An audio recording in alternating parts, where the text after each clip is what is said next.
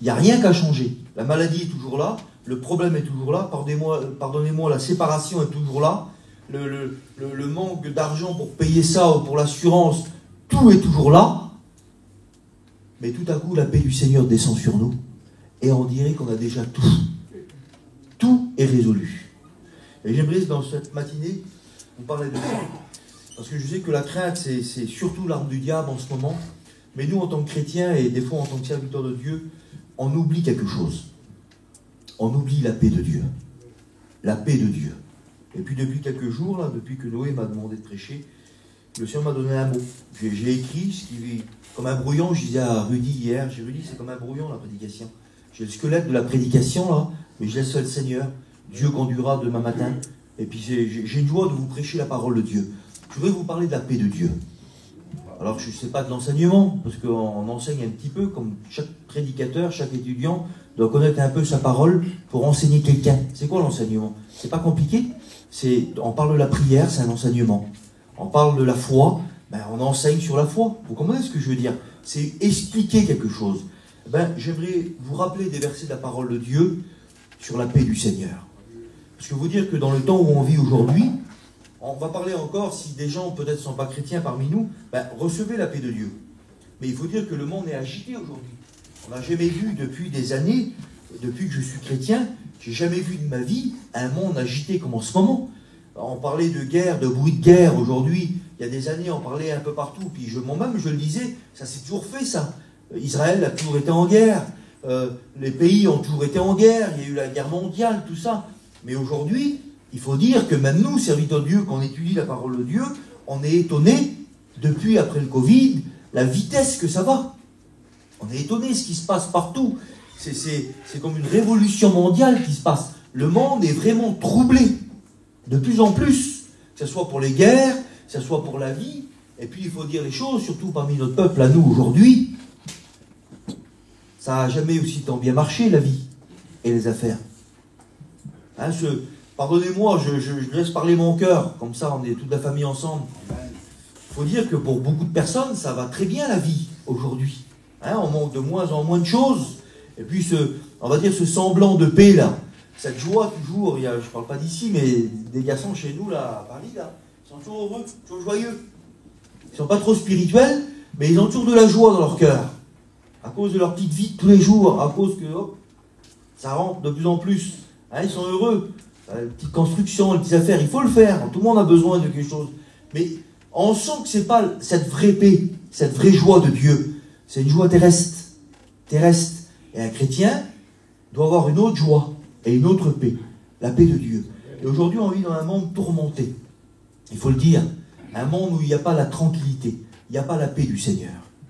Alors que les gens du monde vivent cela, on va dire que c'est normal. Mais un chrétien, une chrétienne, quelqu'un qui est né de nouveau, doit vivre en paix. Vivre en paix. Je ne sais pas si vous réalisez à quel prix Christ a payé à la croix du Calvaire pour que tu puisses avoir la paix. On ne le réalise pas. Qu'est-ce que Jésus a dit à Gethsémane? La Bible dit qu'il était environné de ténèbres, la puissance du diable était là. Il aurait pu, s'il aurait voulu, même demander à Dieu, et puis Dieu a envoyé des myriades d'anges, et puis tout était fini. Il était débarrassé du fardeau qui était sur lui, de l'angoisse qui pesait sur lui, le péché qui était là, la coupe du péché. Et qu'est-ce que Jésus a dit? Jésus a dit, mon âme est triste jusqu'à la mort. Je ne sais pas si vous réalisez ce que Christ a subi là. Si la chose, je crois que lorsqu'on arrivera dans le ciel, ce que Dieu nous révélera, ce que je voudrais vraiment que Dieu me révèle en premier et le fera, c'est ce qu'il a subi Jésus à la croix du Calvaire pour que je puisse avoir la paix et que je puisse avoir cette grâce éternelle. Et Christ est mort, et il est ressuscité. Écoutez ce que la Bible dit. J'ai encore un peu de temps. Hein? Écoutez ce que la Bible dit. Nous, la paix, on croit que c'est quand tout va bien. Ben, c'est faux. La paix de Dieu, qui surpasse toute intelligence, on va venir après, c'est quand tout va mal. Qu'il n'y a pas de solution. Que tout va mal. Tout va mal. C'est là que la paix, on en a besoin. Quand tout va bien, la paix, tu n'en as pas besoin.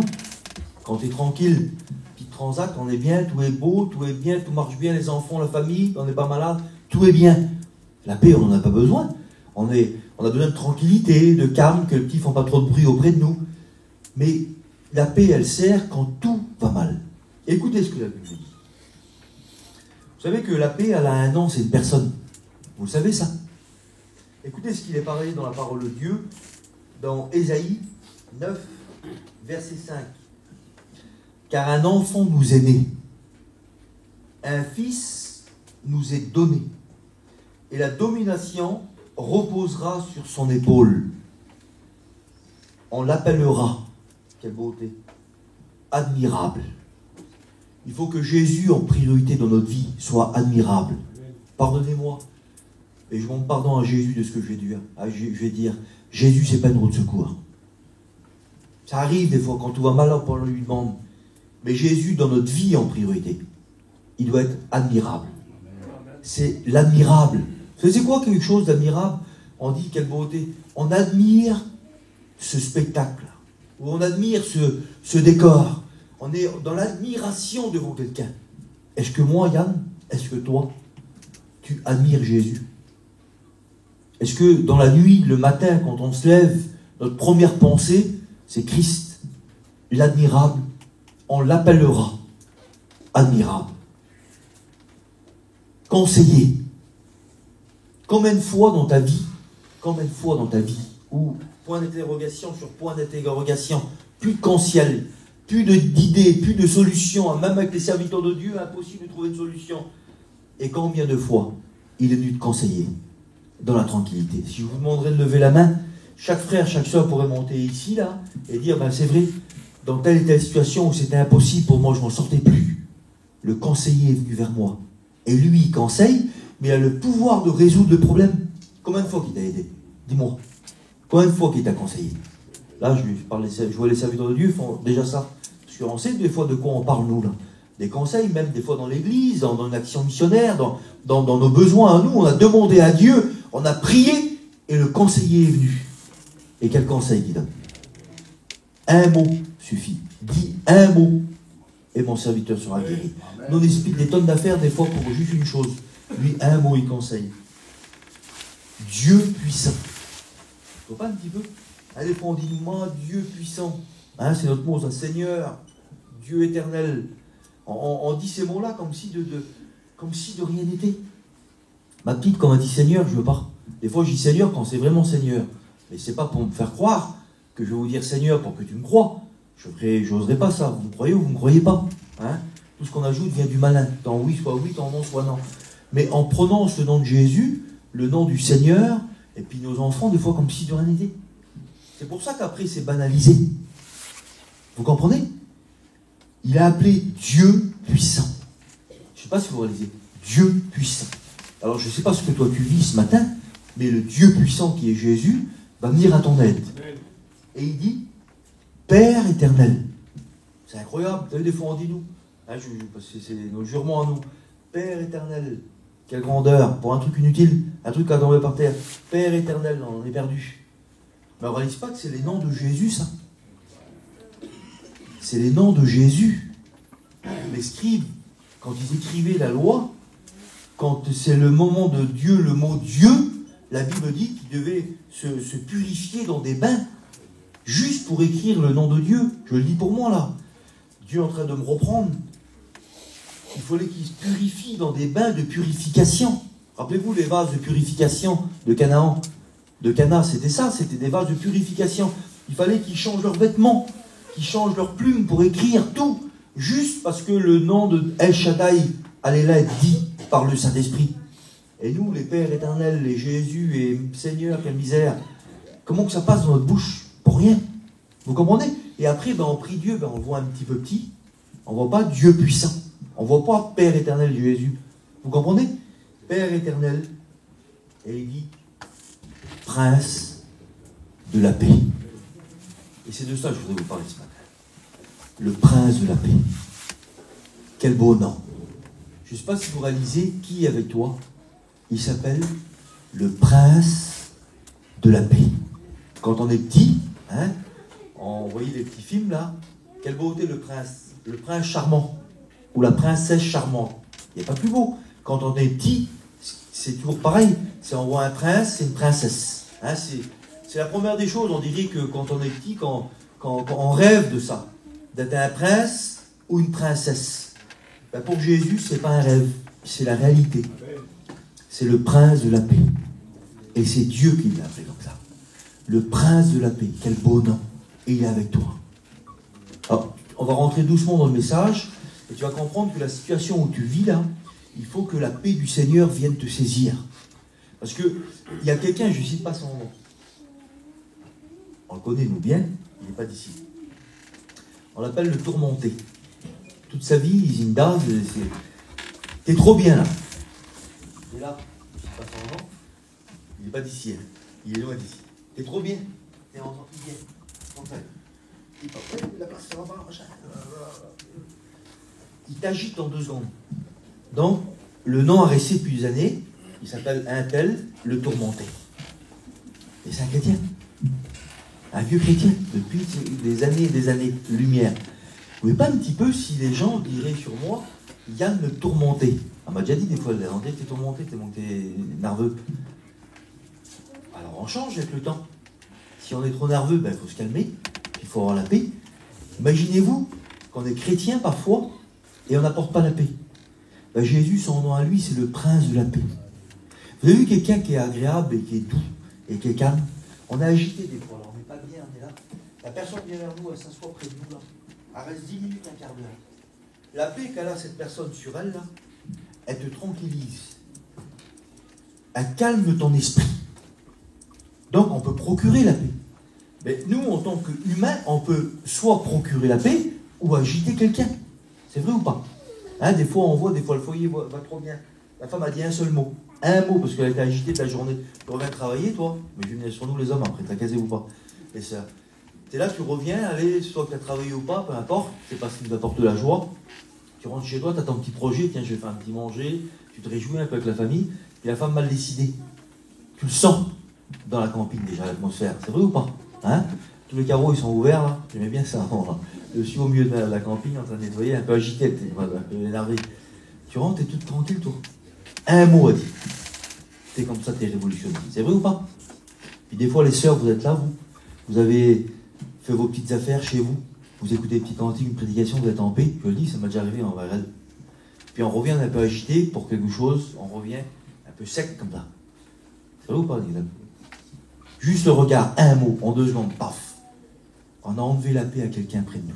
Vous voyez? Mais quand Jésus, lui, il vient vers quelqu'un, il ne peut pas enlever la paix. C'est le prince de la paix. Amen. Et il est assis près de toi. Il est même en toi. Il vit constamment en toi. Donc il faut qu'on réalise qui vit en nous. Hein? Je continue encore un petit peu. Amen. Écoutez ce qu'il est dit. Éphésiens 2,14. Car il est lui, notre paix. Lui qui des deux n'en a fait qu'un. Ça veut dire qu'il a réconcilié. Et il dit, et qui a renversé le mur de la séparation. Avant, on était séparés de Dieu. On était en guerre contre Dieu. Le péché, vous savez, veut dire manquer le but. Ça veut dire guerre. Donc auparavant, nous étions en guerre contre Dieu. Et qu'est-ce que le Seigneur a fait? Il a renversé le mur de la séparation, ce qui nous séparait, le péché. Et des deux, il n'en a fait qu'un. Et c'est quoi la réconciliation? On nous expliquait aux études, c'est de prendre la main de quelqu'un, 2 personnes qui sont brouillées ensemble, et de les réconcilier. Donc Jésus, lui, par la croix du calvaire, par la mort de la croix, il a pris la main du Père, qui était inaccessible. Parce que Dieu habite une lumière qui est inaccessible. C'était impossible que nous, en tant que pécheurs, impossible qu'on puisse aller vers lui. Rappelez-vous, Lucifer, lui, à cause que l'iniquité a été trouvée en lui, l'orgueil du ciel de gloire, il a été précipité en bas. Imaginez-vous, nous, pécheurs, sales, impurs, quand nous étions, c'était impossible que nous, on va en haut, puisqu'on n'en était pas du ciel. Eh ben, le Christ, par la mort de la croix, il a pris la main de son Père, il a pris la main des pécheurs, sales, qu'il a purifiés, lavé par son sang. Il les a réconciliés. Lui qui des deux n'en a fait qu'un. Quelle beauté. Car il est notre paix. C'est ça la paix de Dieu. La paix de Dieu, elle commence par le pardon des péchés. Si tu ne réalises pas qu'il a pris ta main, et il a pris la main de son Père, et il a fait un avec, puisqu'on n'est qu'un avec lui, à un tel point qu'on est devenu son corps, On est devenu sa fiancée. Je ne sais pas si vous réalisez un petit peu. Il va nous présenter à son Père bientôt. Si on ne réalise pas cela. C'est ce que je vous ai dit, que la paix, c'est pas parce que tout va bien. La paix, la vraie paix dans la parole de Dieu, le prince de la paix, c'est pas parce qu'on a gagné un billet aujourd'hui, ou qu'on va faire une grillade demain, ou qu'on est sur une belle place. C'est pas ça la paix. Il y a des gens qui sont sur une belle place, qui ont tout et sont tourmentés. La vraie paix, elle commence où? C'est quand tu as reçu dans ton cœur le prince de la paix. Alors je vous pose une question. Qui a reçu le prince de la paix un jour dans son âme? Les deux mains. Eh bien, tu as la paix de Dieu. C'est ça la paix de Dieu. Il est notre paix. Ésaïe 53, on connaît le verset, on le chante, mais on l'oublie. Le châtiment qui nous donne la paix est tombé sur lui. Je ne sais pas si vous réalisez un petit peu l'importance d'avoir la paix. Vous avez vu, des fois, on dirait qu'il y a des chrétiens, des fois des serviteurs, puis il y a de la famille, des fois, qui ont vécu des choses très graves, très, très graves. Je l'ai dit mardi dernier. Tu les regardes et tu dis, Seigneur, tu vois Dieu au travers d'eux. C'est pas possible de sourire. On a été voir des personnes hier, on dit, c'est pas possible, Seigneur, d'avoir la force de sourire en ayant vécu de telles choses. C'est impossible. On est comme dans l'admiration. On voit en eux le prince de la paix. Christ vit dans ces cœurs-là. Ben, Christ vit aussi dans ton cœur. Puis des fois, pour un petit bobo comme ça, nous là, on est là, on n'est pas bien, on est mal décidé, on est figure un peu qui traîne par terre. Dieu nous appelle à être en paix. Mais la première, c'est ça. Le châtiment qui nous donne la paix est tombé sur lui. Et c'est par ses meurtrissures que tu es guéri. Crois-le, que tu es guéri par ses meurtrissures. Il a tout subi pour ton âme et pour ton corps. Alors, écoutez ce que la Bible dit. Encore. Romains 5, verset 1. Étant donc justifiés par la foi, Noël l'a dit tout à l'heure, hein, on ne le voit pas. C'est la foi. Et ce qui est invisible deviendra visible. Étant donc justifiés par la foi, et donc nous on a été justifiés par la foi. On a juste cru simplement. Nous avons la paix avec Dieu par notre Seigneur Jésus-Christ. Vous voyez pas quelle beauté que c'est ça? Quel est beau verset simple qu'on oublie. Je voudrais vous ramener à des choses très simples. Et quand on parle d'ici, même si la situation n'a pas changé, quand on sort de cette réunion, on dit Seigneur, j'ai la paix avec Dieu. Par ton Fils bien-aimé. Je vous relis le verset. Étant donc justifiés par la foi, nous avons, c'est sûr, la paix avec Dieu par notre Seigneur Jésus-Christ. C'est ça la paix. C'est que tu n'es plus en guerre avec Dieu. Ce grand Dieu tout-puissant, je ne sais pas si tu réalises, c'est devenu ton Père. Tu ne peux pas être en guerre avec ton Père. Alors, je fais exprès de dire ça. C'est-à-dire, on ne peut pas être en guerre entre familles, c'est pas possible. Si des fois, des petits conflits familiaux, on va venir après, il faut au nom du Seigneur, autant que cela dépende de toi, résoudre ces problèmes familiales. Obligé. On ne peut pas. Puisque Jésus, notre frère, lui, a fait de manière qu'il nous a réconciliés avec son Père. C'est pas Dieu qui était brouillé avec nous. C'est nous qui avons été brouillés avec Dieu. Et Dieu, par amour, il nous a tellement aimés qu'il a donné son Fils pour nous à la croix du Calvaire, car Dieu a tant aimé le monde qu'il a donné son Fils unique, afin que quiconque croit en lui ne périsse point, mais qu'il ait la vie éternelle. C'est Dieu le Père qui est venu vers nous, par son Fils. Père, qui enverrai-je? Qu'est-ce que Jésus a dit? Père, me voici, envoie-moi. C'est lui qui est venu se réconcilier avec nous. Puis des fois, nous, on est dans l'église, puis je ne vais pas vous demander pardon pour ça, hein. Des fois, on est dans l'église, il y a un petit bis-bis avec un frère et une sœur, là. On est là, on chante, on fait comme si rien. Puis dans le cœur, on est meurtri. Des fois, on n'est pas content sous le pasteur ou sous la femme du pasteur. Mais s'il y a un petit souci avec un pasteur, va le voir. Va parler avec ton frère, c'est ton pasteur. Que de cogiter, puis de parler là-bas, puis de réunir des petits groupes, et puis de créer de mauvaises choses. Moi, je ne peux pas faire ça. Le Seigneur le sait. Je me libère tout de suite. Moi, je crois que j'ai une qualité, ça m'arrive comme dans la vie. Hein. C'est quand s'il y a un petit truc avec quelqu'un, ou que je mal compris tout de suite, même s'il est 2h du matin, je me lève, viens voir. faut que je te parle parce que je me sens pas bien. Tu as dit un petit mot, un petit quelque chose, ça m'arrive pas souvent, mais des fois, tout de suite, je veux me réconcilier. Je peux pas que... Et puis, je suis même pas en colère. Et la Bible dit que le soleil ne se couche pas sur ta colère. Donc après, c'est plus grave encore. Mais quand ça va pas, n'attends pas. Avec un frère, une sœur, ou avec le mari. Parce que nous, on croit que le mari, c'est pas le frère. On croit que la compagne, c'est pas la sœur. Ben, c'est ton premier frère et ta première sœur. C'est celui que tu vis avec toute l'année. On croit que l'enfant, là, il est chrétien, mais c'est pas un frère, lui. Ou la fille, c'est pas une sœur. On peut se disputer, dire des paroles qu'il faut pas, se laisser comme ça pendant 2-3 jours, c'est pas grave. Mais c'est plus grave ça encore que quelqu'un que tu connais pas. Je ne sais pas si vous réalisez. Il faut que la paix demeure en nous. Puisque Dieu nous a réconciliés par son Fils, il faut que nous aussi, qu'on soit toujours réconciliés avec nos frères et sœurs. Je continue encore ? Écoutez ce que la Bible dit. Car le royaume de Dieu, ce n'est pas le manger, le boire. C'est de cette paix-là, des fois, que certains croient que c'est. Allez, bon petit repas, on est tranquille. Ça, c'est bien. Mais c'est pas ça, le royaume de Dieu. C'est pas ça. Ça, c'est des dons que Dieu a donnés à l'homme. La Bible dit de manger, de boire avec modération. La Bible dit avec la famille, avec les amis. C'est un don que Dieu donne. Parce que quand tu n'es pas bien et que tu es malade, c'est dur de manger, c'est difficile. C'est un don de Dieu. Mais c'est pas la paix, ça. Il dit car le royaume de Dieu, ce n'est pas le manger, le boire, mais c'est la justice. Et c'est ce qu'on a vu. On est justifié par la foi, donc par la prédication de la croix. Et il dit c'est la justice, la paix, la joie par le Saint-Esprit. Quelle beauté. Quand tu as la paix par le Saint-Esprit, automatiquement, tu as la joie. Mais quand tu n'as pas la paix, est-ce que tu as la joie? Vous pouvez me répondre, hein? Par oui ou par non? C'est pas possible. C'est pour ça que le Saint-Esprit place tout comme il faut. C'est la paix qui t'apporte la joie. Mais quand tu n'as pas la paix, tu ne pourras pas sourire. Quand tu n'as pas la paix, tu n'as pas la joie. Quand tu n'as pas la paix, tu n'as même pas la force de manger. Mais quand la paix du Seigneur vit en toi malgré tout, tu arrives à avoir de la joie pour faire tes affaires. La joie d'aller travailler, la joie d'aider, la joie d'inviter, la joie de sourire à tes enfants. C'est pour ça qu'il faut vivre en paix. Alors je vous lis encore quelques versets, puis après on va prier le Seigneur. À moins, comme je dis souvent, si des fois un frère a un mot à dire, vous intervenez en pleine prédication, si c'est un mot du Seigneur, faites-le, et puis le Seigneur il bénira comme ça. Qu'est-ce que le Seigneur a dit sur cette femme? Le serviteur, tout à l'heure, il parlait de la femme samaritaine, hein, qui avait fait beaucoup de choses qu'il ne fallait pas, mais qu'elle a été pardonnée de beaucoup de choses. Qu'est-ce que la Bible dit de cette femme aussi pécheresse? Elle a beaucoup aimé, parce que beaucoup de péchés lui ont été pardonnés. Quelle beauté!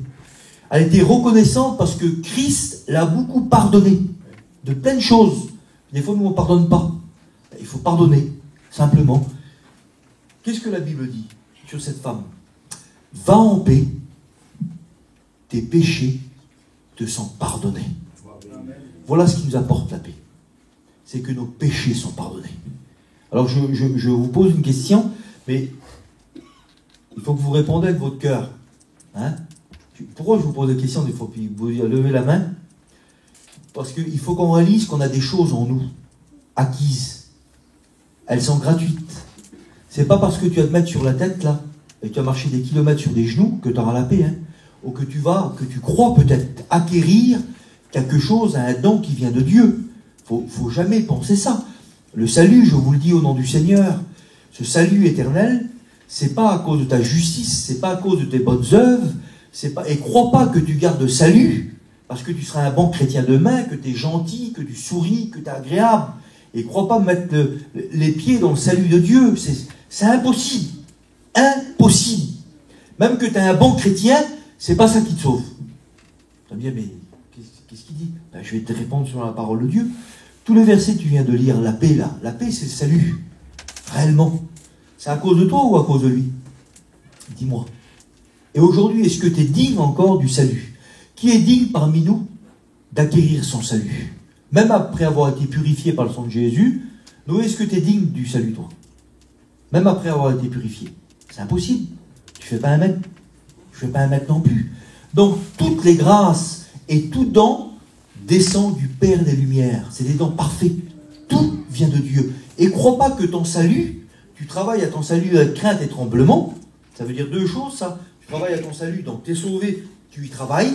Ça veut dire que tu travailles aussi pour Dieu, tu sauves des âmes. Et tu travailles dans le salut, tu es propre, tu as été purifié. Ça, c'est l'offrande du corps du Seigneur pour toi. Et tu te sanctifies, ça veut dire que tu te tiens propre. C'est tout. Mais c'est Christ qui te sauve. C'est Jésus qui te sauve. Tu n'as rien à voir là. Rien. Tu as juste à croire. Quand tu as cru, si tu crois, tu verras la gloire de Dieu. Quand tu as cru, tu es sauvé. Ton nom est inscrit dans le livre de vie. Vous comprenez? Dites-moi le brigand à la croix du calvaire, quand il est mort, est-ce qu'il a eu le temps de faire une bonne œuvre? Il ne s'est même pas baptisé, lui. Il n'a pas eu le temps. La seule bonne œuvre qu'il a fait, c'est qu'il nous a laissé dans les Écritures cette parole merveilleuse qu'au seuil de la mort, que nous, des fois, on croit qu'une personne est perdue. Ça, c'est tout revient à Dieu. Ben, la personne se repent là. Et imaginez-vous que ce brigand, là, on parlait de Rudy hier, passez de bons moments avec Rudy, tiens. Hein, on se passe souvent un petit moment, on prie le Seigneur. Priez avec vos frères et sœurs quand vous parlez de Dieu. Parce que des fois, on parle beaucoup de Dieu et on parle très peu de Dieu ensemble. Très peu avec Dieu. Et puis, le brigand, il est parti là. Il est près de Dieu. Il n'a pas eu le temps de faire une bonne œuvre. Il a été justifié par Christ. Je te le dis, aujourd'hui, tu seras avec moi dans le paradis. Et l'autre à côté, ben, l'autre il est dans le tourment éternel. Puisque Jésus n'a pas dit qu'il était sauvé. Donc le salut, c'est gratuit. Je voudrais vous alléger de quelque chose. Parce qu'auparavant, moi, quand j'étais plus jeune, je croyais aussi qu'il fallait faire plein de choses. Et là, aujourd'hui, je veux faire plein de choses, mais différemment. Je veux les faire avec mon cœur pour Dieu. Pas par une obligation. Je ne veux pas faire pour dire de faire. Je veux aimer Dieu et le peu que je peux faire. Rappelez-vous ce que Jésus a dit sur cette femme. Pourquoi faites-vous de la peine à cette femme? Elle a fait ce qu'elle a pu. Fais ce que tu peux aujourd'hui. Fais pas plus pour croire que tu vas gagner quelque chose par rapport à Dieu. C'est encore se tromper. Fais ce que tu peux pour Dieu. Si tu peux faire ça, fais-le. Tu peux faire un petit peu plus, fais-le aussi. Mais condamne pas non plus. Vis pas dans une condamnation perpétuelle constamment. Parce que le diable, lui, il agit là-dessus. Il agit pour nous troubler avec des culpabilités constantes. Moi, souvent, j'étais comme ça, et je suis souvent aussi encore comme ça. Tu couches le soir, tu fais un bilan de ta journée, ce que tu aurais dû faire, ce que tu n'as pas pu. Il y a une liste. Puis le diable, il rajoute des choses. Il rajoute. Le soir, avant de se coucher, on est tourmenté. Du Seigneur, pourquoi j'ai pas fait ça? Pourquoi j'ai dit ça? Et on se culpabilise à un tel point. Mais je sais que vous êtes intelligent. À un tel point qu'on n'a plus la paix. La paix, c'est Christ qui nous la donne. Mais tant si on a fait quelque chose qu'il ne faut pas, qu'on a fait du mal, qu'on a dit un mot qu'il ne faut pas, ou vu, ou faire quelque chose qu'il ne faut pas, il faut se repentir et demander pardon à Dieu et plus recommencer. Vous comprenez, hein? Je vous parle, mais je suis obligé de vous dire ça, parce qu'il y en a qui ont un petit crayon dans la tête et ils notent les erreurs qu'on peut faire en prêchant. Alors, votre crayon, là, on le prend, vous le mettez au feu et à la poubelle. Prenez la parole de Dieu telle qu'elle est. Et si je fais une erreur des fois en prêchant, vous venez m'appeler après, vous me dites, Yann, c'était bien comme ça ce que tu as dit ou pas. D'accord? Je continue 2-3 versets, puis on prie le Seigneur. Amen. Dans 11h30. Je voudrais vous soulager de plein de choses ce matin. Et je voudrais qu'on vive en paix. La vraie paix du Seigneur. Écoutez ce que la Bible dit. Je vous donne ma paix et je vous laisse ma paix.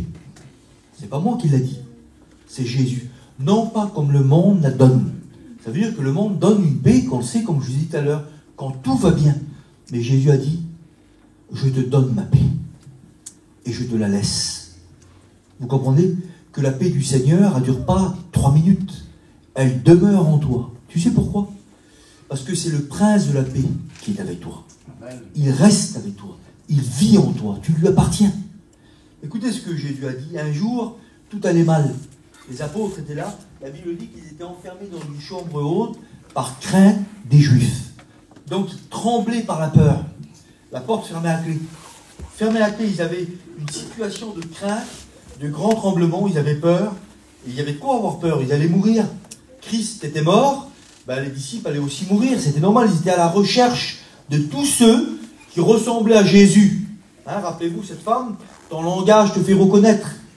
Et puis, la Bible dit que par crainte des Juifs, la chambre était fermée à clé. Je ne sais pas la crainte que tu as dans ton cœur. Mais comme j'ai dit l'autre jour, que la crainte, c'est une prison à ciel ouvert. On vit dans la crainte, on est là, on fait nos affaires, il y a une crainte. Peut-être que tu vis comme ça, toi.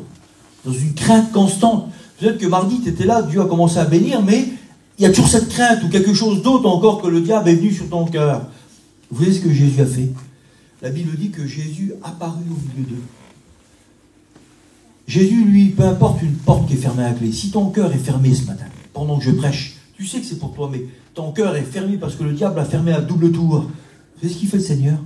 Il apparaît au milieu de toi. Vous savez ce que Jésus a dit? Que la paix soit avec vous. J'aimerais vous le dire, frères et sœurs, de tout mon cœur. Je voudrais le dire à toute l'église de l'Andivisio, que c'est mon église, à tous mes frères et sœurs qui sont là. Que la paix soit avec vous. Amen. Que la paix soit avec vous. Vous avez vu l'apôtre Paul, chaque fois qu'il a écrit des épîtres ou qu'il a fait écrire une épître par quelqu'un, à chaque fois il a dit que la paix du Seigneur soit avec vous. Quelle importance la paix de Dieu quand tout va mal, quand les enfants ne sont pas encore convertis, quand il y a des conflits familiaux dans les familles et qu'on a la paix malgré tout. Alors, le Seigneur le dit, que la paix soit avec toi. Que la paix soit avec toi. Encore un verset ou deux, puis on prie Seigneur. Ce verset de la parole de Dieu. Faites connaître à Dieu tous vos besoins par des prières, des supplications et des actions de grâce. Donc il faut, quand on a demandé à Dieu, il faut rendre grâce à Dieu qu'il a entendu nos prières. Ça veut dire qu'on a la foi et qu'on croit que Dieu a exaucé notre prière. Demande-lui ce matin. Et puis remercie-le qu'il a exaucé ta prière. Il faut le croire. Et une fois que tu interviens comme ça dans l'adoration, dans la louange que Dieu t'a exaucé, malgré que tu n'as pas vu encore, mais tu as la foi, alors le texte dit, et la paix de Dieu, qui surpasse toute intelligence, gardera vos cœurs et vos pensées en Jésus-Christ. C'est impossible d'avoir la paix quand tu n'as pas reçu encore. Oui, mais la chose qu'il y a, c'est que nous avons l'assurance que si nous demandons quelque chose à Dieu par la foi, nous avons déjà et nous possédons déjà la chose que nous lui avons demandée. C'est ça. Tu ne l'as pas encore, mais tu l'as quand même. Alors, Seigneur, je ne me tracasse pas. Je vais continuer à travailler pour toi. Je vais continuer à sourire.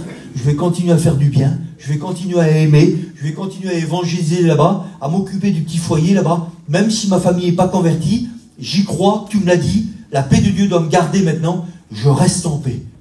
Il faut demander à Dieu. Et puis, lorsque Christ nous a donné la paix, alors je vous pose encore une question, parce qu'après je m'en vais, je ne sais pas quand je vais revenir.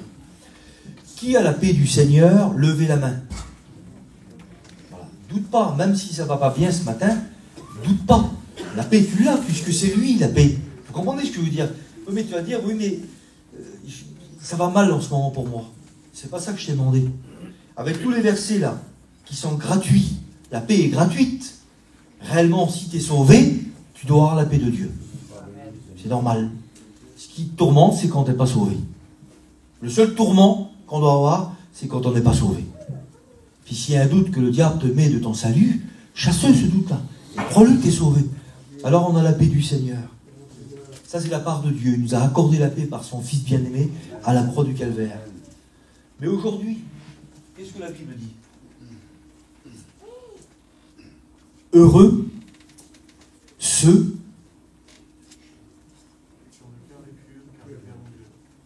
car ils verront Dieu. Alors regardez un petit peu le verset. Alors, tu vas devancer sur un verset qui est bon.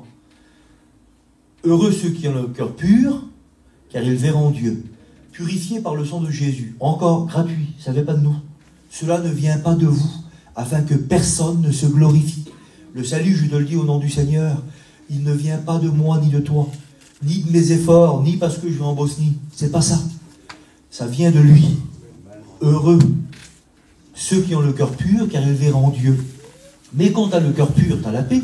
Qu'est-ce que la Bible dit? Heureux ceux qui procurent la paix, car ils seront appelés fils de Dieu. Tu réalises qu'à cause de la paix du Seigneur qui t'est offerte gratuitement par le pardon des péchés, tu deviens un artisan de paix. Quelle beauté, hein? Il y a beaucoup d'artisans parmi nous. On fasse aussi attention à tout ça. Mais artisan de paix. Je ne sais pas que tu réalises. Tu deviens comme Jésus.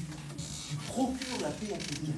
Quand ça va mal dans un foyer, tu arrives toi-même, toi ma soeur, pas besoin d'être serviteur, tu viens, tu arrives à réconcilier quelqu'un. Vous avez vu quelle beauté que c'est? Il y en a qui ont l'art de ça, je ne sais pas. C'est quelque chose d'extraordinaire. Il y a des frères, des serviteurs de Dieu, ou des femmes même, ou des frères.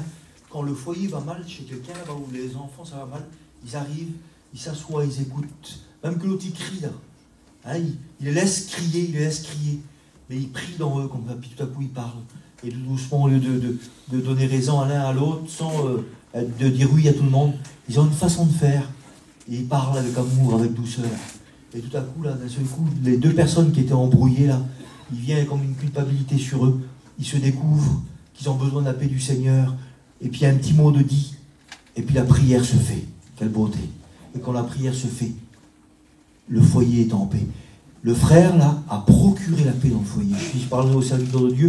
Combien de fois, mes frères, que vous êtes venus dans des foyers où ça allait mal, et à un mot du Seigneur que vous avez été animé par la parole, vous avez procuré la paix. Quelle beauté. Alors, soyez heureux. Parce que vous êtes appelés fils de Dieu. On fait pareil que le prince de la paix. On devient des artisans de paix. Je termine. La Bible dit, autant que cela dépende de vous, soyez en paix avec tous les hommes. Tous les hommes. Autant que cela dépende de vous. Quelle importance. Je ne sais pas si vous réalisez un petit peu. Il y a des choses, par exemple, que on aurait pu faire pour apporter la paix, mais on ne l'a pas fait. Ça vous a déjà arrivé à vous? Moi, ça m'a déjà arrivé. Des fois, je dis Seigneur, pourquoi là? Je dis Seigneur, je parle à lui. Quand je dis Seigneur, pourquoi j'ai parlé? J'aurais pas dû parler là. Je me taisais, c'était bon. C'était fini la conversation. Même que je mourrais dans mon cœur pour parler là, pour dire tiens, une parole de justice, ou dire ah, tu non, tiens, moi je vais te dire, je vais te prouver le contraire de ce que tu dis que c'est toi qui as tort. Le mot, j'aurais pas dû le dire là. Et d'un coup, un embrasement se fait, quand une fois que ça m'arrivait. Et d'un seul coup, encore là, le brouillard, il arrive, là, les embrouilles, comme on dit. On redémarre. Vous comprenez? La Bible dit, autant que cela dépende de vous. Ça veut dire que nous, on peut créer la paix. Y soyez en paix avec tous les hommes. Qu'est-ce que ça veut dire aussi? Ça veut dire que, par exemple, quelqu'un, quand tu sais que quelqu'un a quelque chose contre toi, c'est pas prévu tout ça, parce que c'était pas du tout écrit, mais je vous le cite comme ça vient sur mon cœur. Hein? Si tu sais que toi, tu as quelque chose contre ton frère, avant donc d'apporter ton offrande, ou pour nous, on va dire aujourd'hui, même l'offrande, comme Noé disait tout à l'heure, là, l'offrande, mais l'offrande, ils offraient quelque chose à Dieu. C'était un sacrifice qu'ils offraient à Dieu. Ça peut être de l'argent, comme une petite colombe, une brebis, quelque chose. Et bien, la Bible dit qu'aujourd'hui, nous sommes dans une offrande. Hein? Nous sommes un sacrifice vivant, saint, agréable pour Dieu. Donc, quand tu viens te présenter ici devant la table du Seigneur, ton corps devient une offrande. Offrez donc votre corps comme un sacrifice vivant. Tu viens apporter ton offrande à Dieu. Moi, je viens apporter mon offrande à Dieu le dimanche matin, donc mon esprit, mon âme, mon être. Mais j'ai quelque chose contre mon frère, Paul. Contre lui. Dieu va m'arrêter, il dit, Yann, viens voir, arrête. Avant de venir t'offrir à moi, tu as quelque chose contre ton frère Paul. Va déjà te réconcilier avec lui. Et après, ton offrande me sera agréable.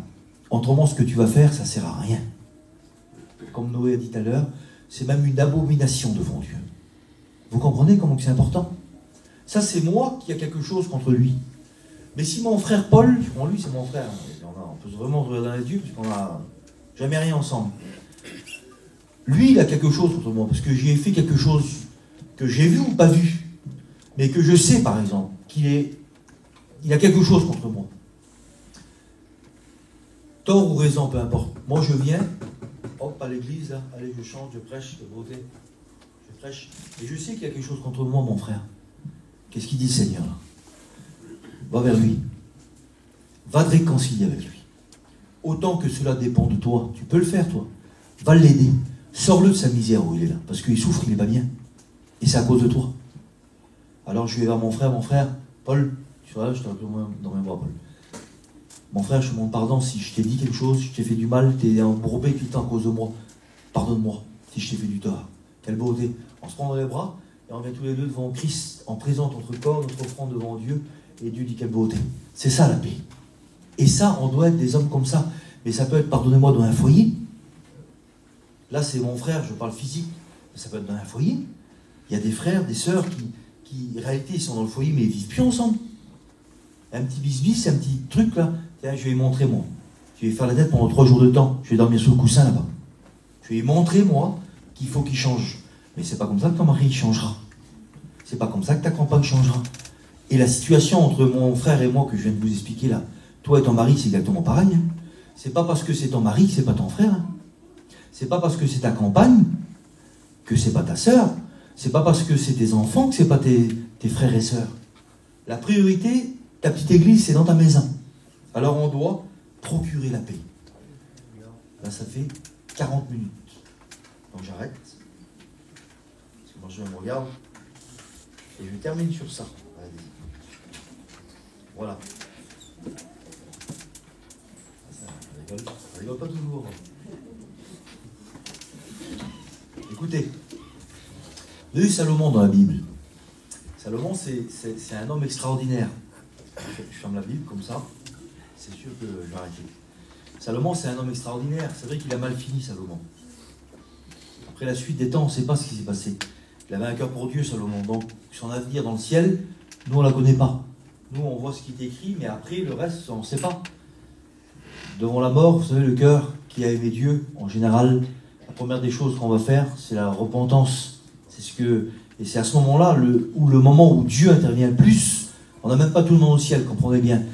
Mais croyez-moi que là où le Saint-Esprit doit agir le plus, et Jésus-Christ, c'est quand une personne, parce que c'est l'un des plus grands combats, entre le diable et Dieu, lorsqu'une personne est en train de quitter la terre. C'est à ce moment-là, et c'est là que Dieu intervient, davantage. Le salut, c'est Dieu. Salomon, ça a été un homme extraordinaire. Rappelez-vous, cette femme qui était là, ces deux femmes qui sont venues pour ce petit bébé-là, hein, qui voulaient... Il y en a une qui... Ils ont fait cuire un petit enfant, puis ils l'ont mangé. Par la faim qu'ils avaient. Et puis l'autre dit après, a dit c'est mon fils, l'autre c'est mon fils. Qu'est-ce qu'il a fait Salomon? Regardez la sagesse. Pour éviter le brouillage, là. Vous connaissez l'histoire. Et il a réconcilié des tonnes de personnes comme ça. Vous savez ce que ça veut dire, Salomon? Vous ne savez pas, hein?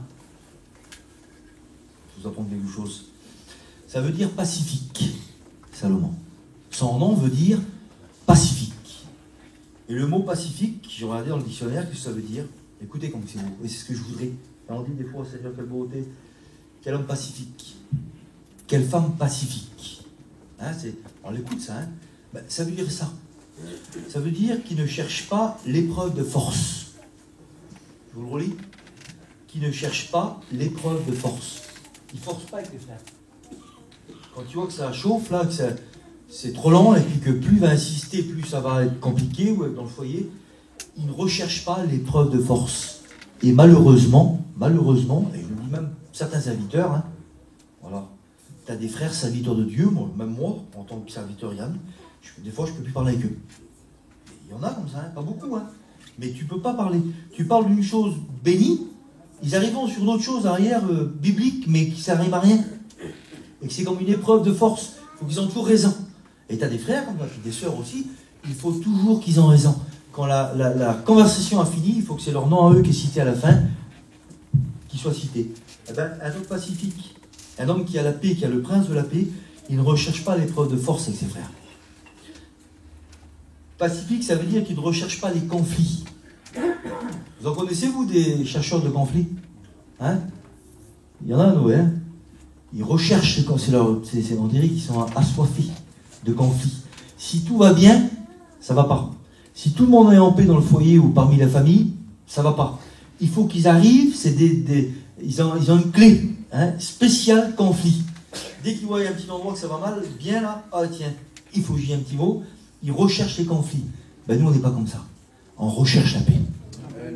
Recherchez la paix, dit la parole de Dieu. Quelle beauté. Et poursuivez-la. Alors je termine. Ça veut dire pacifique qui aspire à la paix, un esprit pacifique. Voilà, alors vous savez qu'il y a des fois, il y a des prédications, où une fois qu'on a fini de prêcher, tout le monde crie au secours. Hein? Tout le monde parle en langue, et puis que Dieu fasse qu'on parle tous en langue. Puis il y a des fois des messages comme ça, des messages de réflexion, qui font le même effet, ou des fois on crie moins. Que Dieu permette quand tout le monde parle en langue aujourd'hui là.